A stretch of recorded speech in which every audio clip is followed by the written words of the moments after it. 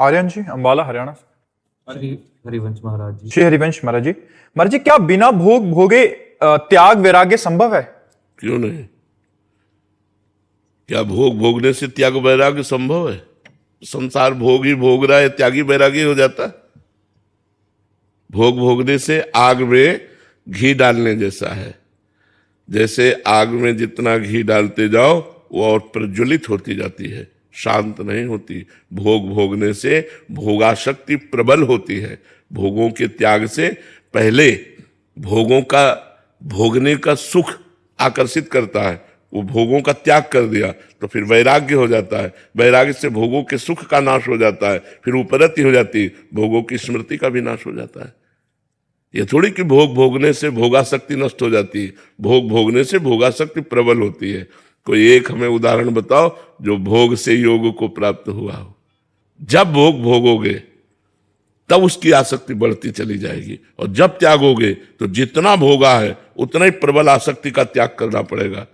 और जो बाल्यावस्था से भोगों का स्पर्श ही नहीं किए, उनके स्फुरणा होती शांत हो जाती, क्योंकि भोगानुभूति नहीं है, भोगों का त्याग है। जो आकर्षण है भजन के बल से नष्ट हो जाता है, वो भगवान को प्राप्त हो जाते हैं।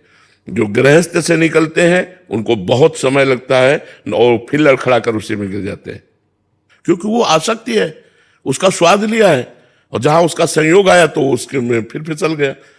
तो इसलिए भोग करके और भोगाशक्ति प्रबल। जैसे सब गृहस्थी में ही है, अभी तो आप नए बच्चे हो, जितने गृहस्थी में सब शांताकार होते, क्योंकि भोग ही भोग रहे।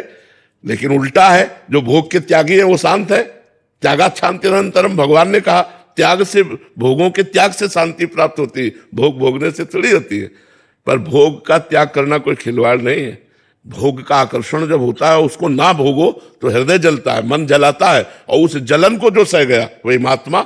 यम ही न व्यथ्यन्ते पुरुषम पुरुषर्षभ सम दुखा सुखाधीरम स्वमृतत्वाय कल्पते। जो भोगों को ना भोगने से हृदय में जलन होती है, उस जलन की व्यथा को जो सह गया वही परम पद का अधिकारी हो जाता है। यम ही न व्यथ्यन्ते, जो व्यथित नहीं होता।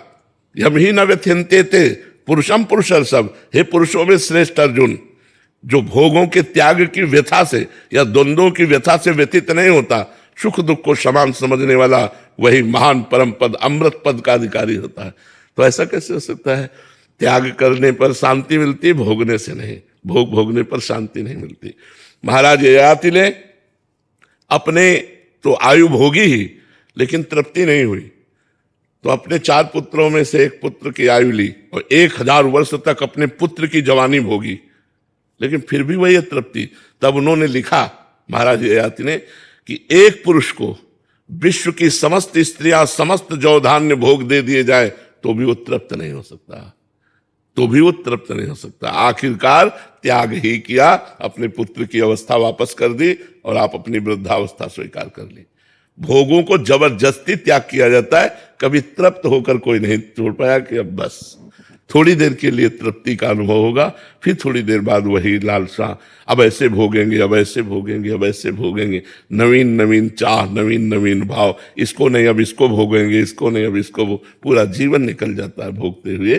कभी शांति थोड़ी प्राप्त होती है।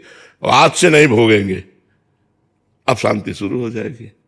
बस जो भोग आवे उसका त्याग करते हुए जिनसे शरीर यात्रा होती है, बस उतना, नहीं तो वो संत हो जाता है, वो महात्मा बन जाता है।